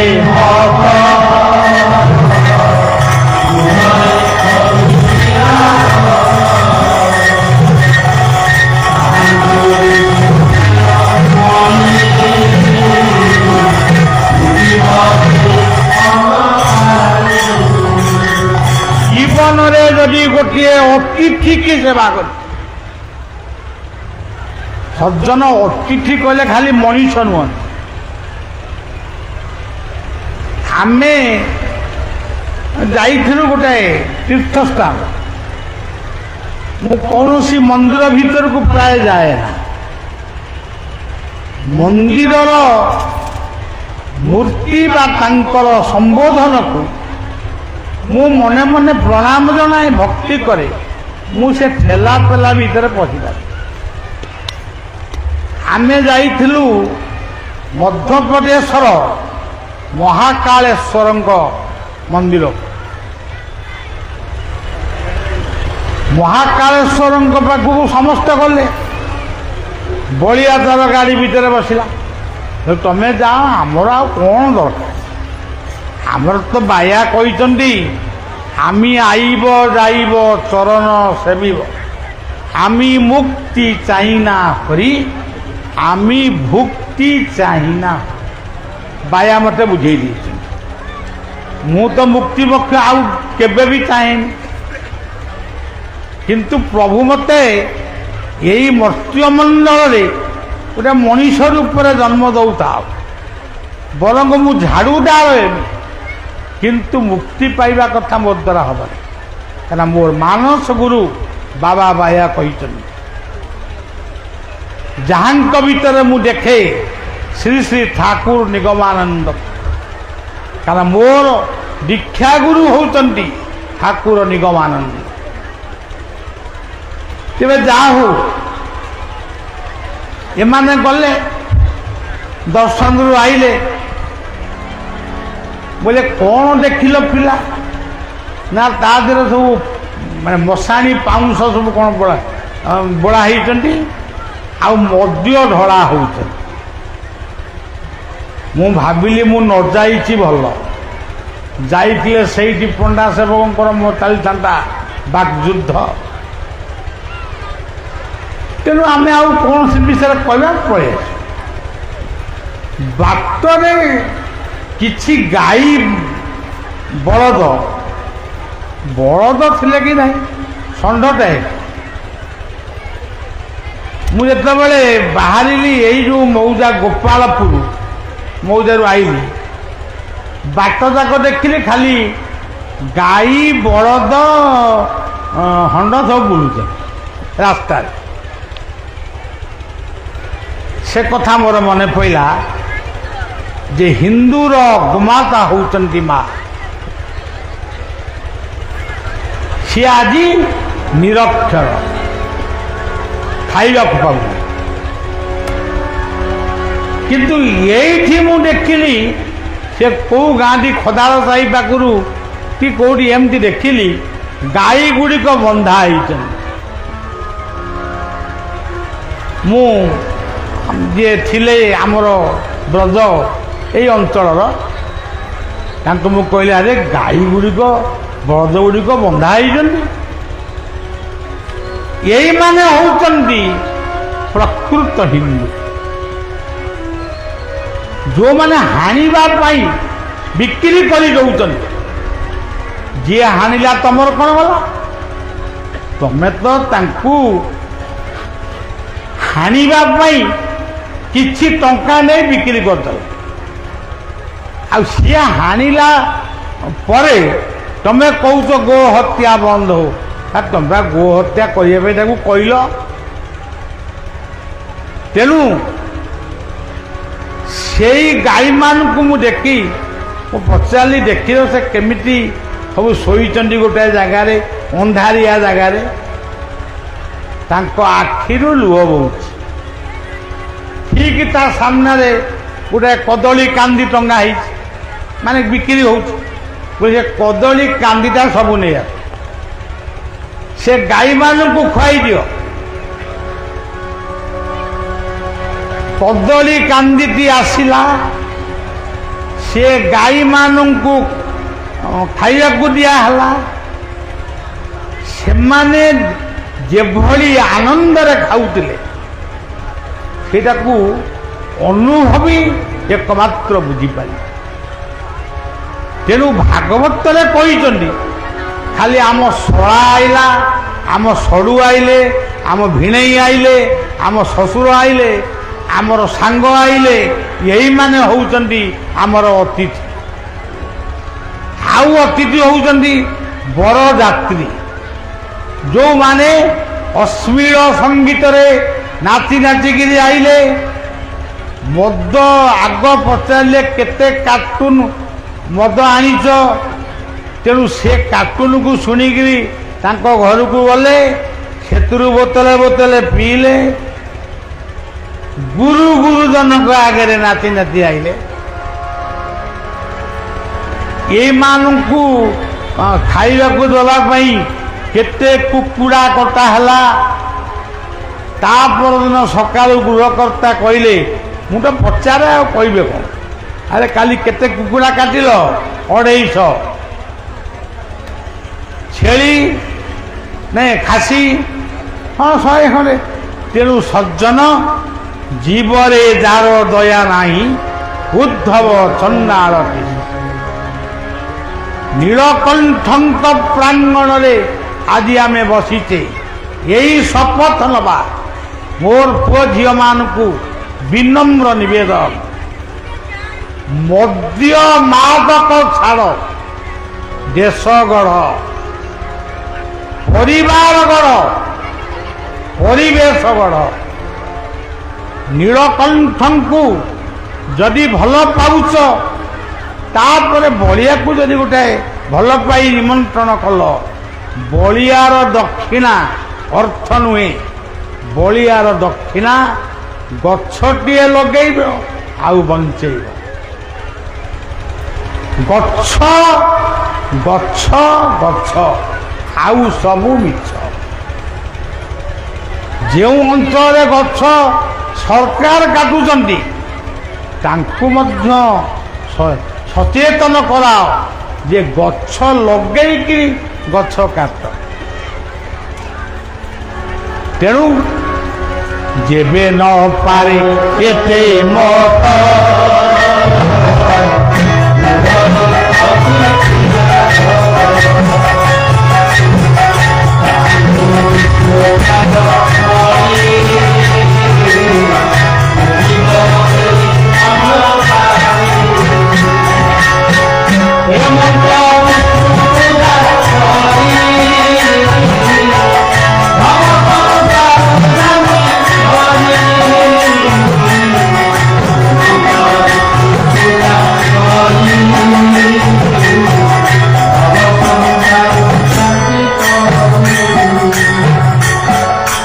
ତେଣୁ ଜୀବନରେ ଯଦି ଗୋଟିଏ ଜୀବକୁ ପାଇଛି, ମୁଁ ଯେତେବେଳେ କାଉଁରୀ କାମାକ୍ଷା ଦର୍ଶନକୁ ଯାଇଥିଲି, ବଳି ପ୍ରଥା ବିରୁଦ୍ଧରେ କିଛି ଗୋଟେ କହିଥିଲି। କ'ଣ ଗୋଟେ କହିଥିଲି ମୋର ଆଉ ମନେ ନାହିଁ, କହିଥିଲି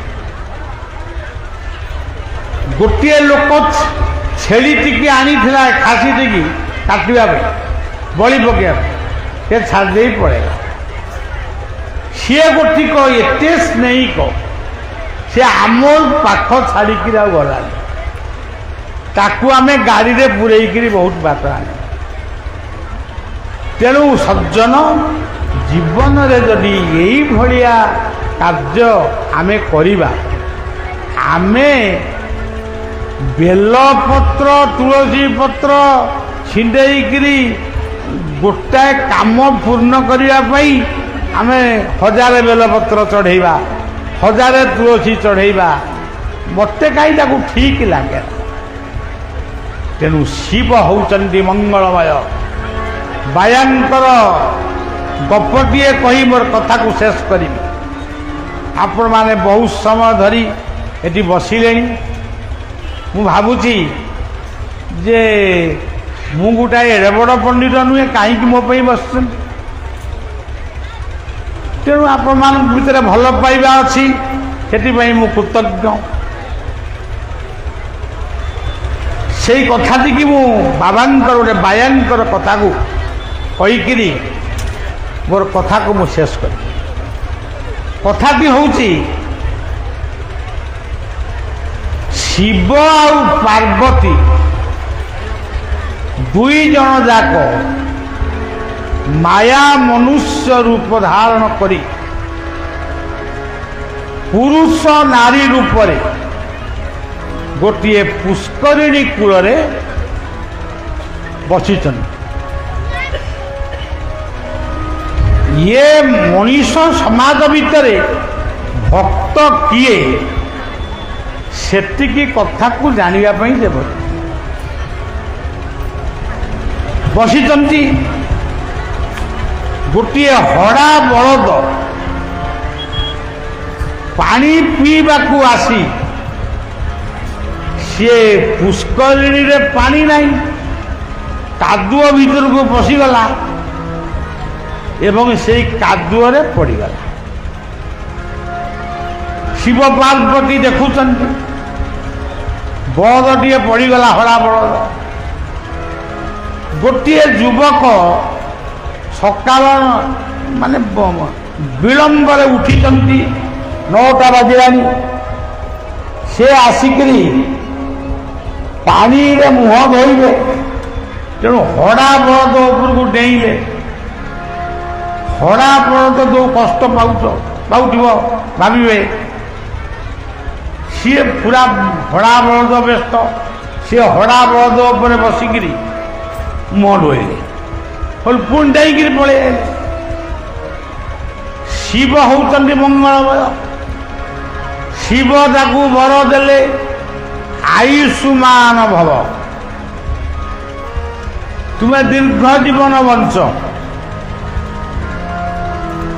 यही कथाटा शिव जमती कहले पार्वती तो माँ मातृ हृदय से कहले प्रभु चल चलू पलैबा ना कहीं ना आज बोधे भक्त माने तो आपण तो गंजेई खाती आपण ना समर्पण करी अनेक गंजेई खाए तेणु आपण को बोधे आज बहुत लोक गंजेई दे आप निशा हो जाइए आप शिव कहले मत कहीं किए गंजेई दब आदे भी मु कहीं टाणी मोर कौन दरकार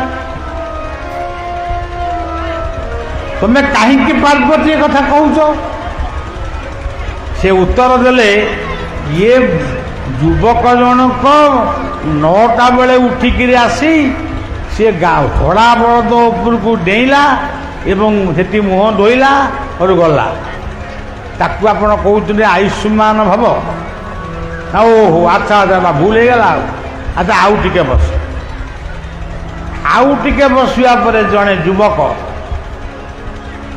सकालू गाधेई पाधेई जहाँ पोशाक पत्र पिंधि आइले तो देखी पकईले जे हड़ा बलदटी कादुओ भितर पड़ी छटपट हो जामा फामा ओल्लई देले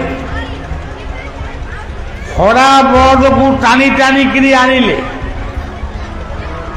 कादुओ सफा कले आंजुआए आंजुआए पानी आनी से हड़ा बलद को सफा कले तापरे ताकू आनी किछि कौलिया घास पत्र ताकू खाइबा को देले ता चारि पाख तक प्रदक्षिण करी ताकू नमस्कार करी चलीगले शिव कहले तू बाटे पड़ी मर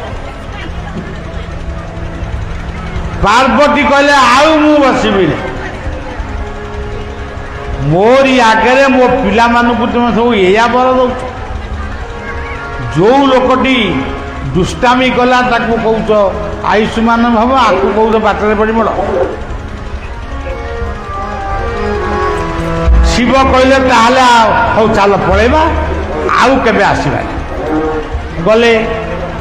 ପୁଣି ଅନେକ ଦିନ ପରେ ଶିବ କହିଲେ ପାର୍ବତୀ ଆଜି ଟିକେ ବହୁତ ଦିନ ହେଇଗଲାଣି, ଆମେ ଟିକେ ପରେ ପୁଣି ମର୍ତ୍ତ୍ୟକୁ ଯିବା। ପାର୍ବତୀ ଆସିଲେ।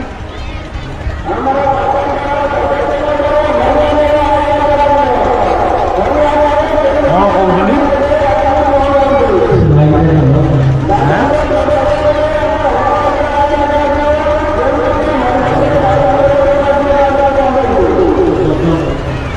ଆଚ୍ଛା ହଉ। ତେଣୁ ପାର୍ବତୀ କହିଲେ, ପାର୍ବତୀ ଶିବ ପାର୍ବତୀ ଯେତେବେଳେ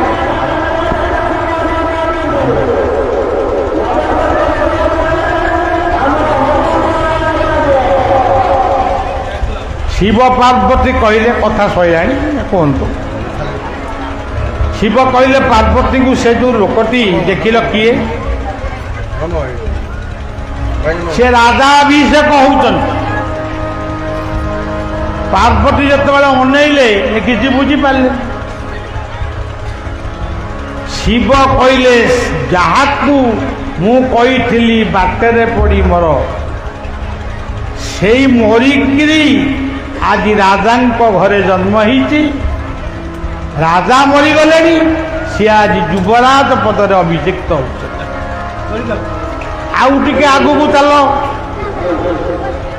ଯେତେବେଳେ ଆଗକୁ ଗଲେ ସେତେବେଳେ ଦେଖିଲେ ସେଇ ପୁଷ୍କରିଣୀ କୂଳରେ ହାତ ଗୋଡ଼ ସବୁ ଛିଣ୍ଡି ଯାଇଛି, ତା ଆଗରେ ପିଠାପଣା ସବୁ ଗଦା ହେଇଛି, ସେ ଖାଇପାରୁନି, ମାଛି ଭଣ ଭଣ ହେଉଛି।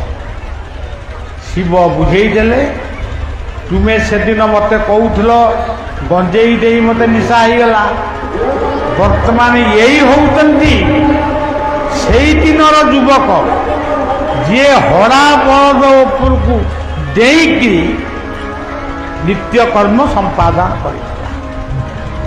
ତେଣୁ ସଜ୍ଜନ, ଇଏ କଥାର ଉଦ୍ଦେଶ୍ୟ ହେଉଛି ଆମେ ଯଦି ପ୍ରକୃତରେ ଜୀବନରେ ଆଦର୍ଶ ହେବା, ଜୀବନରେ ଯଦି ଆମେ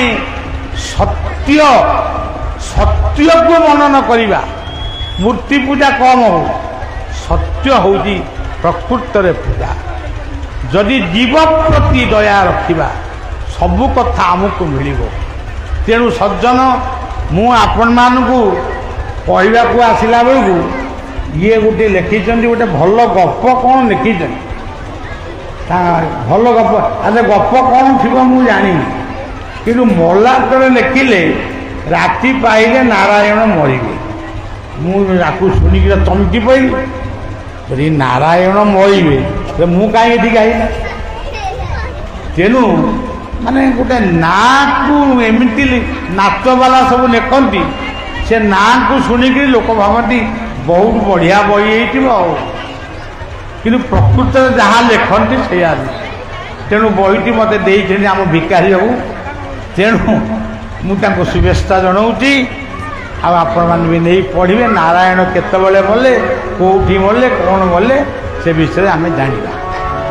କଥାକୁ ଆଉ ବିଶେଷ ଲମ୍ବେଇବାନି। ସବୁ କଥାରେ ଗୋଟେ ଧୈର୍ଯ୍ୟ ଅଛି, କହିଲେ ବି ରାତି ପାଇଯାଏ। ମୁଁ ସମ୍ପୂର୍ଣ୍ଣ କ୍ଳାନ୍ତ। ସବୁ ଆଜି ହେଉଛି ଶେଷ ପ୍ରୋଗ୍ରାମ। ଏଇଠୁ ସାରିବି, ଆଶ୍ରମକୁ ଯିବି, ମାତ୍ର 4 ଦିନ 5 ଦିନ ରହିବି। ତାପରେ ବିଭିନ୍ନ ପ୍ରୋଗ୍ରାମରେ ମୁଁ ରହିବି। ତେଣୁ ଏତେ କ୍ଳାନ୍ତ ଯେ କଥା କହିବାର ମାନେ କଥା କହିବାକୁ ଡର ଲାଗୁଛି। ଟିକେ ଟିକେ ପାଣି ପିଇଲେ ମୋ ତଣ୍ଟିଟା ଫିଟ୍। ଏଠି ଆମର ଆଗରୁ ଆସିଛନ୍ତି, ଆମର ତାଙ୍କ ନାଁ କ'ଣ, ଆନନ୍ଦ ବ୍ରହ୍ମ ବେଙ୍ଗବାଲା। ସେ ଯଦି କହିଥାନ୍ତେ ପିଲାକୁ ସେ ଲେମ୍ବୁ ପାଣି ଟିକେ ରଖିବ, ତାହେଲେ ମୋ କଣ୍ଠଟା ଫିଟିଥାନ୍ତା। ତେଣୁ ସେ ରଖିଛନ୍ତି ମାନେ ଖାଲି ପାଣି, ସେମାନେ କଣ୍ଠ ଆହୁରି ପଡ଼ିଗଲା। ମୋତେ କେତେବେଳୁ ଶୋଷ କଲାଣି, ମୁଁ ବାଧ୍ୟ ହେଇକି କହୁଛି ଆଉ। ତେଣୁ ସଜ୍ଜନ ସମସ୍ତେ ଉଠିବା, ନୀଳକଣ୍ଠଙ୍କ ନାମରେ ନାମ କୀର୍ତ୍ତନ କରି ଆଜିର କଥାକୁ ତାଙ୍କରି ପାଦରେ ସମର୍ପଣ କରିବା।